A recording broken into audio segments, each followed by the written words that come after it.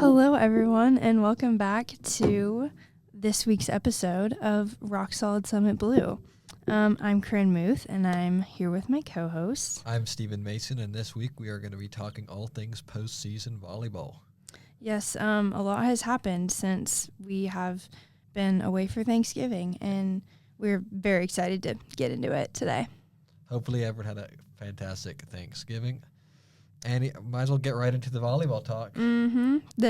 So much happened. So much happened. The SEC tournament happened, and just a few hours ago, I was in the practice facility. Oh, yeah, that's the right. The volleyball team for their final media availability before they headed out, and they are heading out to Tempe, Arizona to play in the first round of the NCAA tournament. They play Utah State. They're coming out of the Mountain West Conference, Mountain West champions. They just won their tournament.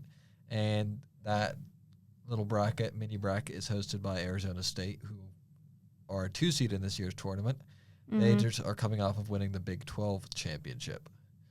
So it should be a pretty good challenge for the Lady Vol team. Yeah, should be a nice, should be a good game. All of the games, throughout the rest of the tournament, the way we're seeded and stuff, should be very interesting. Yeah. See how far they get. But I think we'll get right into some audio clips that I got from the media availability. We're going to start with head coach Yves Racamot. This year's NCAA appearance for the Lady Vols marks their 5th consecutive appearance and their 6th under Yves Racamot in her tenure. So this is just Yves Racamot's thoughts coming into the tournament and their 5th consecutive seed. Job in 2018, the goal was always to get back to the tournament and to do that on a consecutive basis. And so when you start to build things that way, and then it becomes a little bit more of an expectation, now it's about advancing in the tournament and not just being happy to be there. What was kind of your reaction? I think she is so well spoken. Yes. I think she's done an amazing job getting them back to the tournament. I believe last year, I think they had an appearance in the tournament. Yes, definitely. They made it all the way to this round of 16, I do believe. Or maybe round of 32. But she's put together some really consistent teams. Like I said, it's their 5th consecutive appearance in the NCAA tournament. But this year's team seems a little special, though. She's put together a very veteran squad and a lot of depth on this team. She's brought in some players. Gulchi Guztekin from Wisconsin, who has a ton of experience and has put together some fantastic performances in the SEC tournament. And Hayden Kubik is absolutely lighting it up right now. She was drafted actually number 3 overall in the professional volleyball draft last year to San Diego. So that was very exciting for her. That happened right over the SEC tournament. So she's put together a fantastic squad. Instagram. It was like Hayden Kubik drafted to San Diego, and I was like, no way. This volleyball team has so much depth to it, and we've seen it all season. She's rotated so many girls in and out, throughout the rotation the whole season, and they all have proved that they can play and they can show up when needed. They had a win right before we went on Thanksgiving break. They played. They were going to play Florida in the first game in the SEC tournament. Yes, a revenge game for them. Yes, and we lost to Florida. A month or so before that, and they were able to come back with a 3-1 win over Florida, which it was a great game. In Savannah, Georgia, I believe. That's where the tournament was hosted. Yeah. So they showed out against Florida, which is good because then that was able to get them seeded number 7 in the tournament. I do think they were put a bit lower than they should have been. They are ranked 23 in RPI and number 18 overall in the latest AVCA poll. So I think they weren't given the respect felt like they deserved. But Coach Yves Racamot sounded very positive about the opportunity that they have to play Utah State. Tennessee's never played them in the history of both programs, and Arizona State is also a place where she's never coached before. But going back to your point on this team's depth, Hayden Kubik, the senior outside hitter, had some thoughts about that today, so figured might as well play those for you right now. I would say our depth. I anybody can come in and do just as good of a job. I've said that before, and I'll stay true to that. But, yeah, I feel like there's so many great players, so many talented and naturally gifted people that can come in and do a great job. And that's coming from probably the best player on this team right now. Yeah. But that depth is going to help them a lot. You're having back-to-back games, very quick turnaround. I think the SG tournament was a great opportunity to prepare this team for that. Not a whole lot of time to scout your opponent for the next day if you win the first day. Also, just a win or go home mentality too. It'd be a grind. Yeah, they got the win over Florida on Sunday, November 23rd, and then immediately had to turn around and play Kentucky, which is number 2, and they're number 2 in the ACVA rankings. One of the number 1 seeds in the bracket. Yes. Very talented Kentucky team. Yeah. And they lost. They did win a set, but they lost 1-3 on Monday, November 24th. So that's a quick turnaround for them. But they played very well. Yeah. And the team was also came out of those games with very positive attitudes. Yeah. They were very happy with the improvement that they saw. Caroline Kerr, I have a clip for you too. That kind of gets to that point about what she thought about her team's performance in the SEC tournament. Yeah. It was a challenging 2 days for that team. Yeah. But I'll just get that up for you quick. I think we're playing better for longer periods of stretches. I thought that was like going to be a big focus when we played Florida, when we played Kentucky at the tournament. Like, can we sustain it for longer? And I thought we did that. And no matter the outcome of both of those games, win or loss, I believe in this team and I believe in what we can bring to the table. And so I'm just excited to go to battle with this group and know that we can go on the road against anyone, and I believe in us.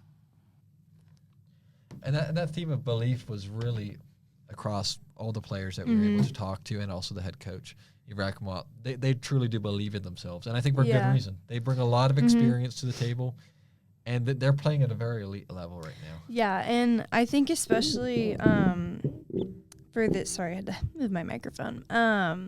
Especially for this team, I think momentum is so key. Like it's easy to get down, when you drop 3 points in a row. But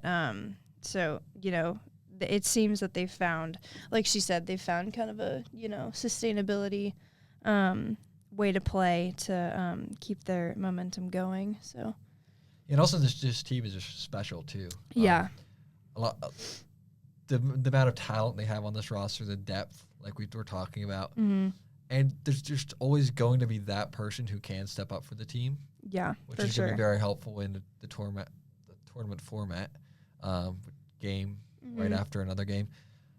Yeah, I mean, I've, just off the top of my head, some, specific, like I said, they do a lot of rotation throughout their games and stuff. And they always kind of seem to, they always play Hayden Kubik. She's excellent. She's kind of solidified herself into the lineup. Yeah.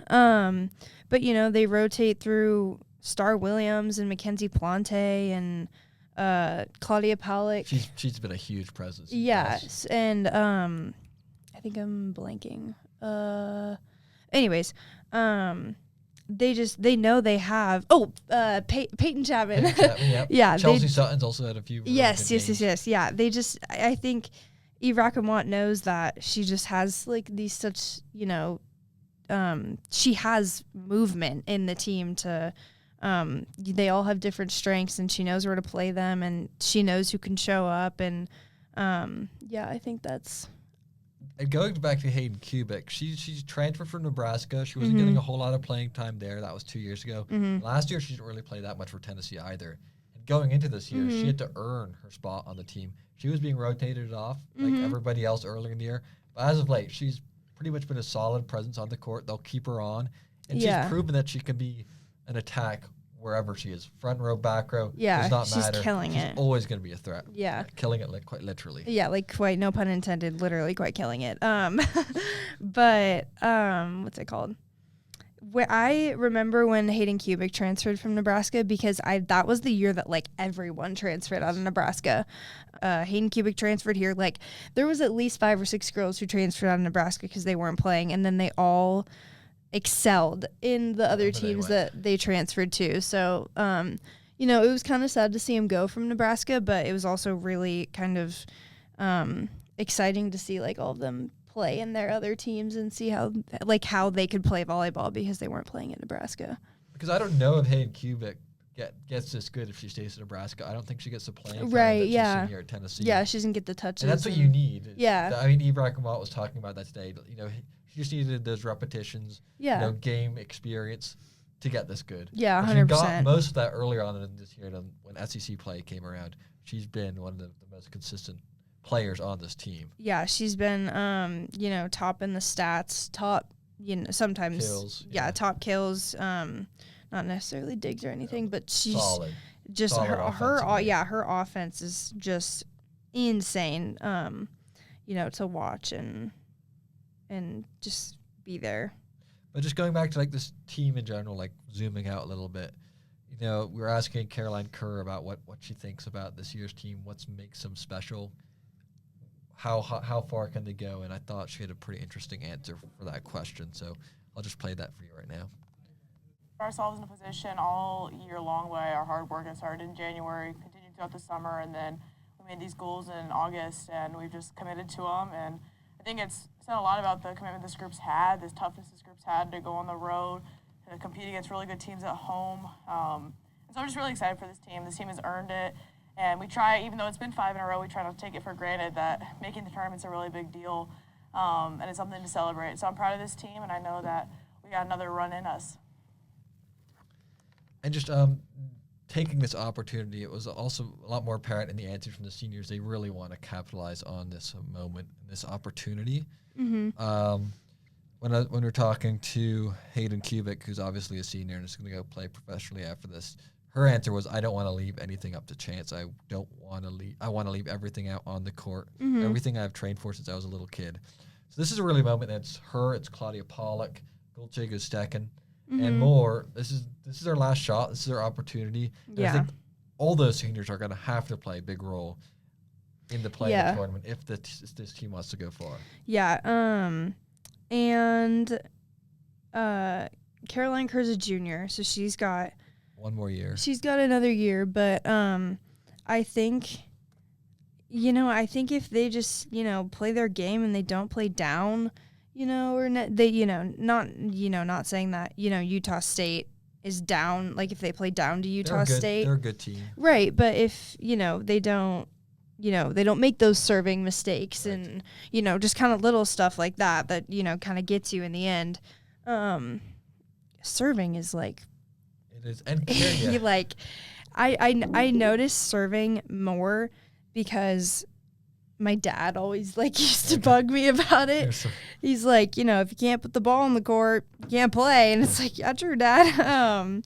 But you know, they've proved that they're a good team again and again. So if they can, you know, just commit and not make those little mistakes, and I think that they'll, you know, go decently far in the tournament. I mean, they've proven that they can play with the best teams in the country. Right. And Kentucky and Texas. They took Texas to 5 sets in Austin. Every time they've faced Kentucky, they've given them a real battle. They took both the first sets in both their matches with Kentucky. So it's how can you maintain that momentum throughout the match? Right. You start off hot. How do you keep your foot on the gas and not let Kentucky back into the game? Yeah. Because they've proven like they'll beat teams who they're better than. Yeah. They've only lost one game to a team that's not in the tournament, Missouri. Oh, that was a decent Missouri team. That was a rough game. That was a rough game, but other than that, their losses were to Purdue, Texas A&M, who's a 3 seed in the tournament, Texas, who's a 1 seed, Kentucky twice. They lost them twice. They're also a 1 seed, and then Florida they lost to once. Right. But they beat them at a time, and Florida is in the tournament. Right. So that was a good Florida team, and then I don't know if I said Purdue or not. You did say Purdue. But they're a 4 seed in the tournament too. So they haven't really lost any bad teams, just good teams. Yeah. So how do they, you know, get that final, how do you want to say it, final like 10%? Right. Get over the top of these challenging teams. Yeah, and if you think about it, they have played Kentucky twice, and they've played them away both times. Right. And, you know, in college and, you know, I guess everywhere else, it's hard to play not at home. So, you know, the fact that they took those first sets over Kentucky both times, proves that they can come out hot.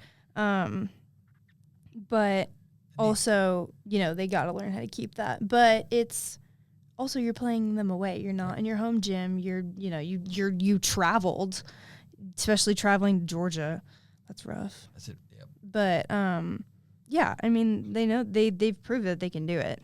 And the interesting thing about talking about Kentucky, if this team is to get to the Elite Eight, the team that they'd most likely have to play is Kentucky, who's the one seed in the bottom right-hand corner of the bracket, which Tennessee finds itself in. Obviously, they'd have to go through a 2 seed of Arizona State and a 3 seed of Creighton. But if they get that far, that's who they'd be playing again, a potential third matchup against Kentucky. And it's hard, from Kentucky's point of view, it's hard to beat a team twice in a year, even harder to beat them 3 times in a year. Yeah. So even if they are ranked. Even if they're ranked, even if you're one of the best teams in the country, that's just a hard thing to do. So that would be a fantastic matchup. Yeah. That I would really look forward to. But this team's experience playing Kentucky and Florida again helped them out a lot. Yeah. That was the general vibes I was getting from the coach and the players. Yeah. So I think bring back the SEC tournament is good on the SEC for doing that. Totally. Gives all these teams a chance. I'm playing in the postseason. We saw some interesting runs from like Vanderbilt. They put together a really fascinating run, and they almost were able to pull off. Well, they pulled off a few upsets. They almost managed to make it all the way to the quarterfinals. Unfortunately, they lost to, I believe, Texas. But yes, I'm trying to remember who they upset. It was Ole Miss, maybe. Maybe. I can't remember off the top of my head. I can't either. Like, just circling back to the SEC tournament, Eve Rackamott had some thoughts about that whole experience and how that's going to help her team going forward. I mean, I thought our team got better throughout the year, and the conference certainly helped us do that, and going into the tournament I thought was tremendous preparation for the postseason. Just the feeling of, kind of the odd practice times or watching a match before your match or, the win or go home kind of feeling. And I thought the SEC tournament was really good for that, the preparation. And I think, we played definitely our best volleyball of the year in the 2 matches that we played back-to-back in Savannah. So, I think this team is ready, but I point to that tournament as a really positive thing for this group. Yeah, the tournament just did wonders for this team because they were able to see Florida again, pull off the win. And then, like you said, Kentucky.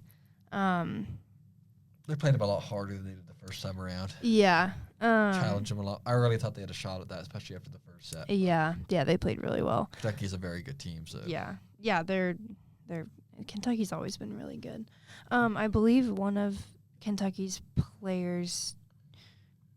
Oh shoot, I have to look it up. Someone on Kentucky just got named something. It was some kind of award or something.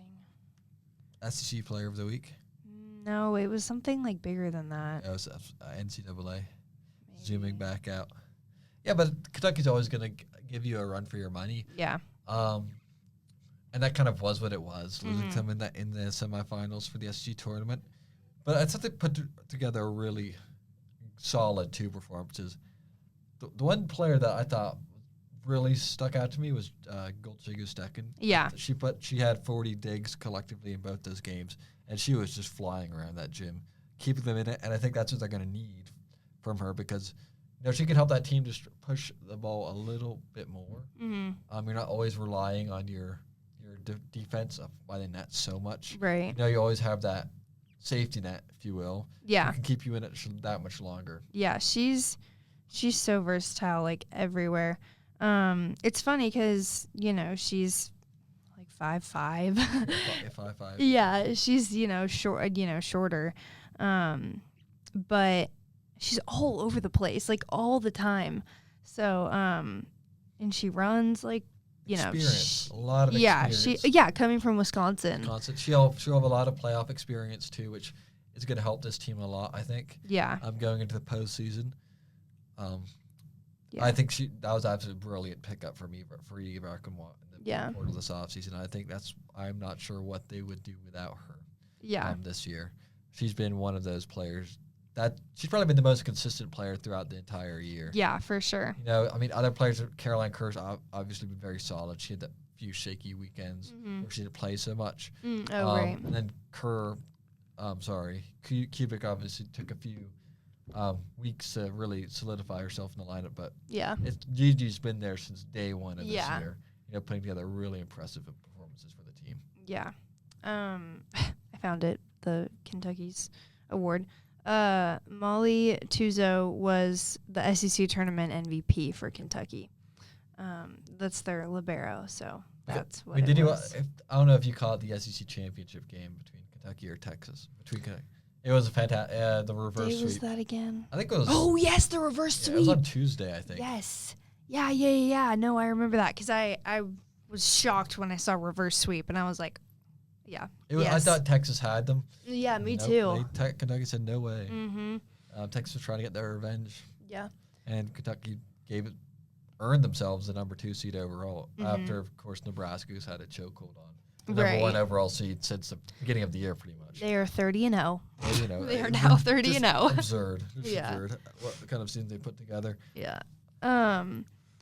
Reverse, for those who don't know, reverse sweep is when the other team wins the first 2 sets and then the other team wins the 3 next sets.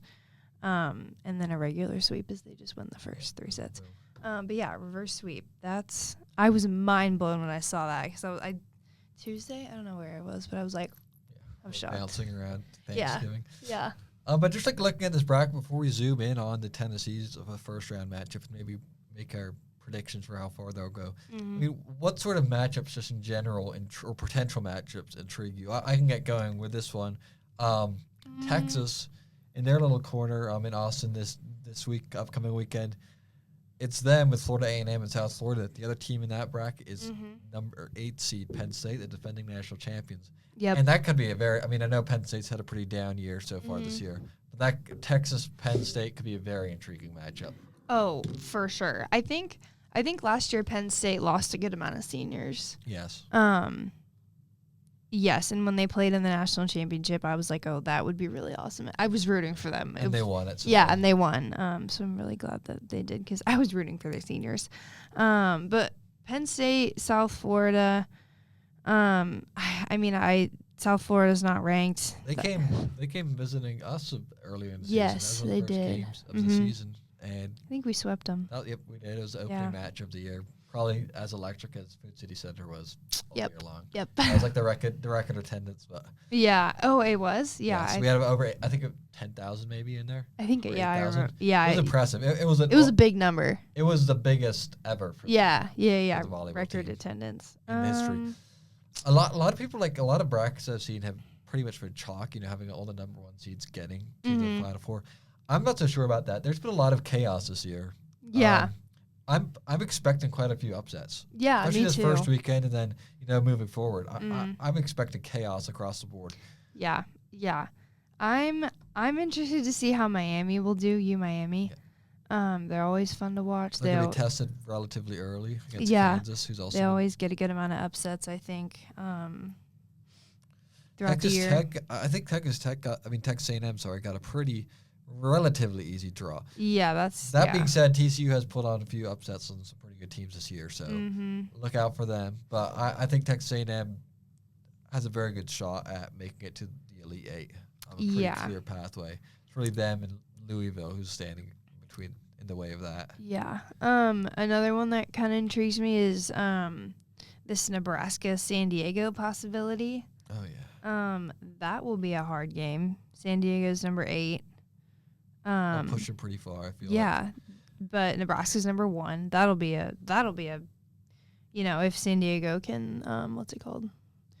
Fight, keep Nebraska close, then it's gonna be hard. That'll be a really hard game to play for them. But I think one team that could bring a lot of chaos to the bracket is Florida. They're unranked right now. They weren't given a seed. They're playing 7th seeded Rice in the first round, Uh-huh. and then SMU in the probably SMU in the second round.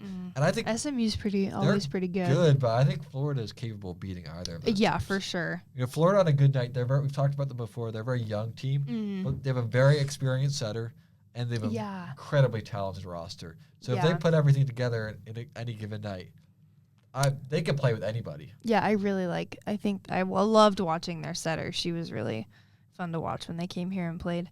But I mean, that Tennessee-Florida match last week, I mean, that was one of the most entertaining matches. Yeah, I did watch that one. That was, I thought that was awesome. Kentucky is they got UCLA coming to Lexington this weekend, so that could be an interesting one to watch. Southern USC too also is always a solid team. If if Texas beats Florida and A&M, and then Penn State beats South Florida, if I'm not mistaken, wasn't that the national championship matchup? Penn State and Texas? No, I think it was another Big Ten school. Was it Pitt? I don't think it was Louisville. Pitt. It was Louisville.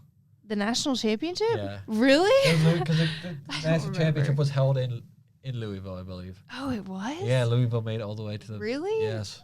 Oh, no, you're right. I remember because I remember really liking Louisville, but I wanted Penn State to win. Yeah, I think you're right. I was conflicted at that game. Oh, okay. So that was an interesting one because it was like a home game for Louisville.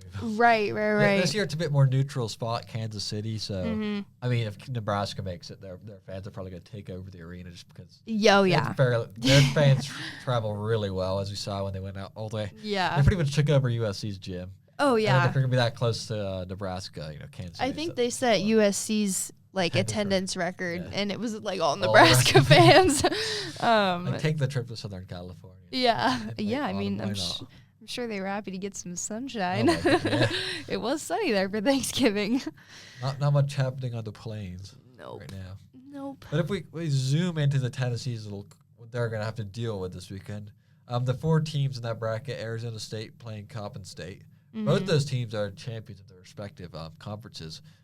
Arizona State won the Big 12 championship, and then Coppin State is the champions of the MEAC conference.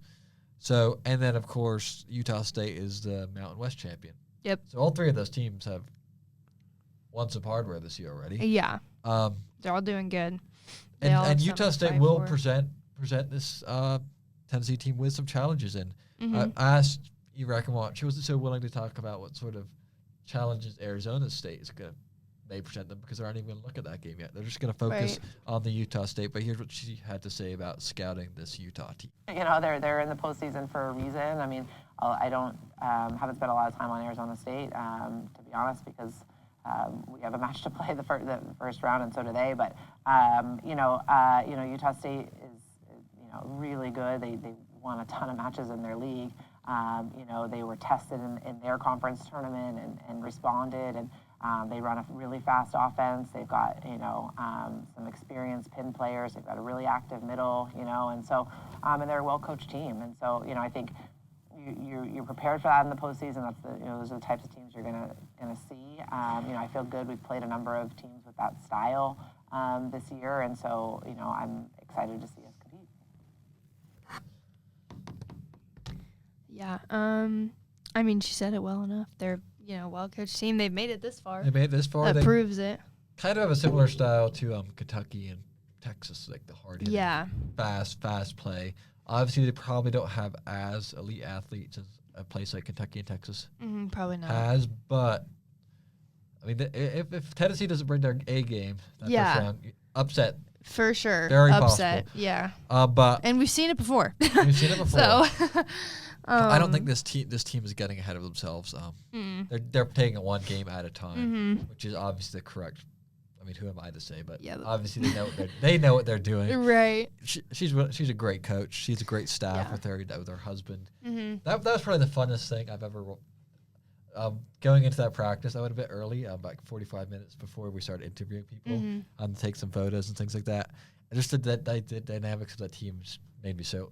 It was fun to watch. Her husband's in there running some drills. yelling in his very thick Scottish accent. He's Scottish? Oh, yeah. Oh, I didn't know. Yeah. Wait, did we talk about that? We talked about this? Yeah. I didn't know he was Scottish. He's a volleyball player from Scotland. Oh, interesting. And it just, because like I couldn't even understand what he was saying. Oh gosh, yeah. But I love that. Yeah, love that. you're like, That's all. So and then he was running them. They were practicing very hard, and they were pushing their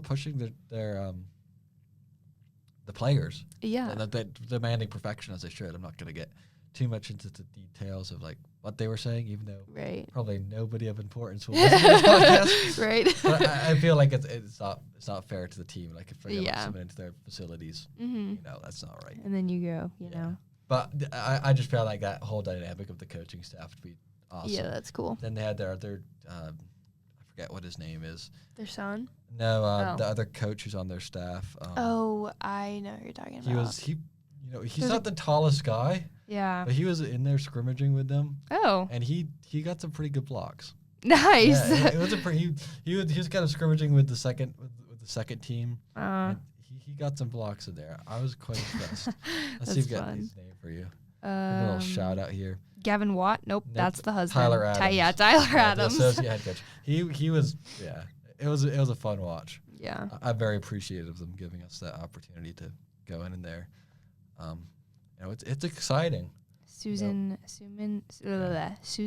Clements is the other one that I always see. She's the one who always calls the spots. Like she's like their serving coach. Yeah. I don't know how you would want to see that. Yeah, she always calls like the spots in the games, and I like to watch her because I like to like see where she's like holding her notebook up and like what she's gonna call.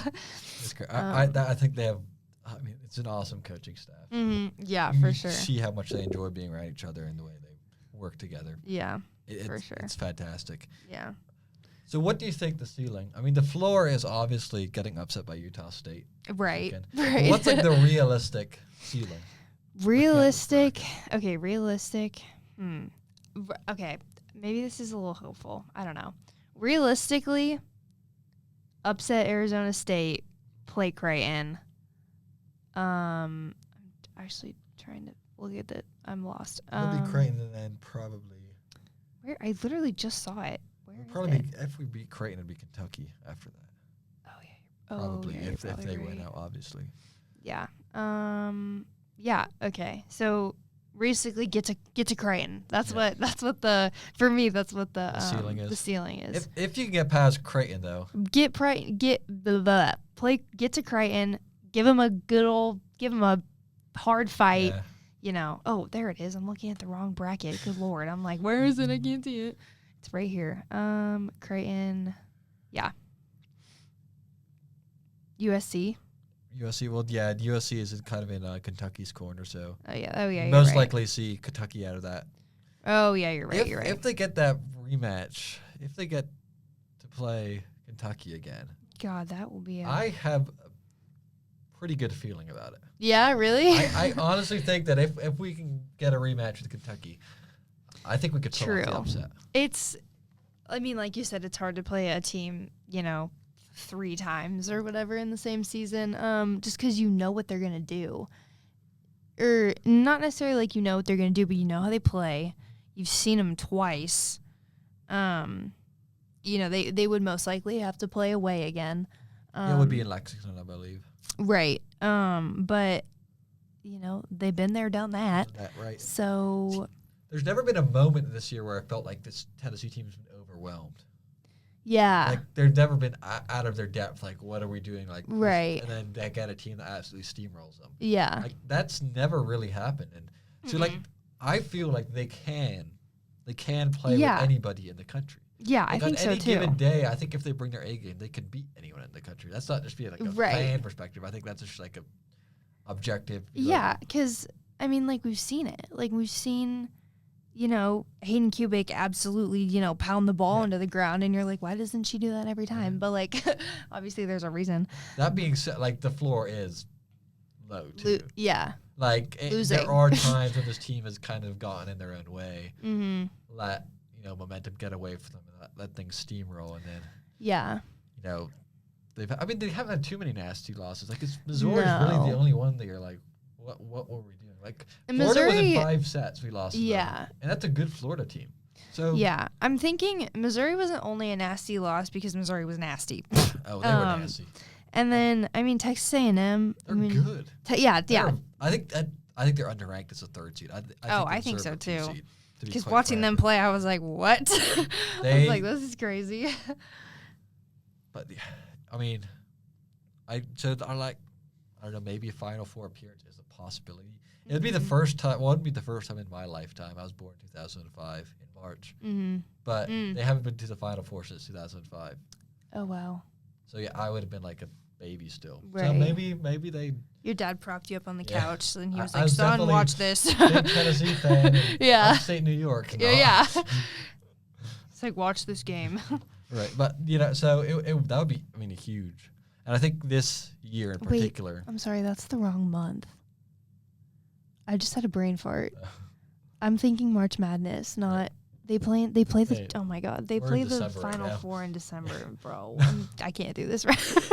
Whoopsie. We'll try to land this bird quickly, but yeah, I think this would be the year to do it. Yeah, oh yeah, for sure. This is a year because they're going to lose a lot of good players. Yeah, Once the season.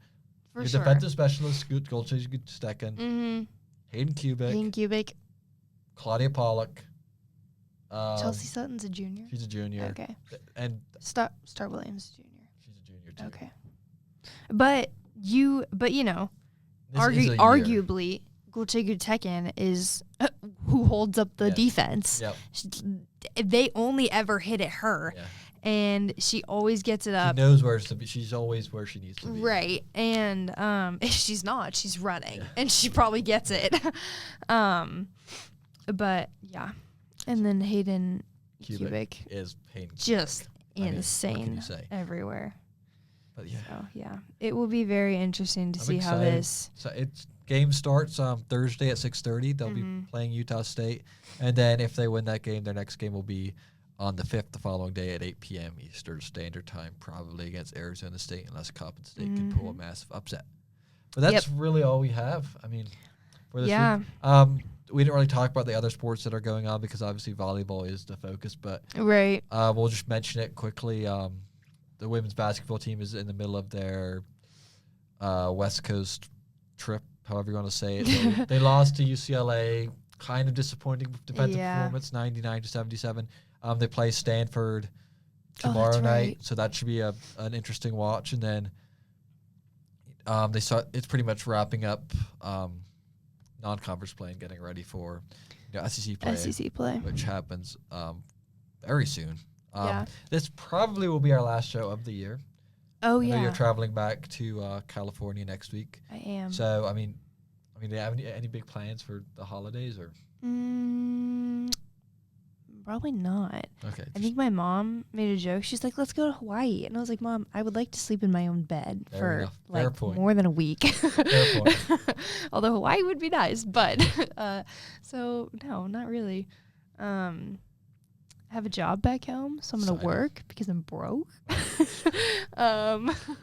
But yeah, what about you? I mean, I'll be heading up to New York in middle of That's right. December. You have a fun. I'm having. You have a fun winter break. I'm gonna have a good time. I'll be heading up. One of the first things that I'll be doing up there is covering the women's basketball game in the Sharks Beauty Classic, being played in the Barclays Center. If you aren't already, follow WTK Rock Solid Sports on X. It's at WTK Sports, and I'll be posting live updates as we do for most of our sporting events that happen around here on campus. So I'll be posting live updates from that game. But yeah, I'm subbing for my high school for a little bit. Oh, and yeah, my that's brother's right. getting married up there too. Oh yeah, that's in the middle right. of January, and then next In day. upstate New York. Yeah, it's. I'm not looking forward to the weather at all, but it's fun. It'll be a Right. fun But it's break. an indoor wedding. Yes. So obviously it's an indoor wedding. When Steven first told me about that, I was like, wait, it's indoor, right? And he was like, yeah. And I was like, sorry, indoor weddings are like not a thing in California. But also 10 feet of snow is not a thing in California. Cold. I'm just eyeing the weather up there. Like it's chilly here on campus right now, but Yeah, but It's it even is colder up there. up there. Well, out of so many flights got delayed. Like my roommate's boyfriend's flight got delayed out of Chicago like 4 hours He was probably yesterday. on the same flight as my buddy because he only got back Probably. today. He Oh, was flying out of really? Chicago, yeah. Yeah, he flew out of O'Hare, and like my roommate was like delayed another hour, and I was like, oh my god! But it was like a snowstorm. Like, He was stuck at the airport yesterday for like 9 hours. oh, that's rough. But I think we'll wrap it up there. Yeah. Have a very Merry Christmas and a Happy New Year, and we'll be back as always when the New Year comes. Yep. Maybe a special episode next week, depending on the volleyball team if there's any updates there. But stay tuned for that. But it might be otherwise, an awkward, not awkward, but it might be like a Steven talks and then I talk. it'll have to be like from afar, but yeah, for different it should be recordings. It'll be fun. Yeah. But stay posted. Other than that, have a Merry Christmas and a Happy New Year, and we'll Mm-hmm. look forward to the next year. Yep.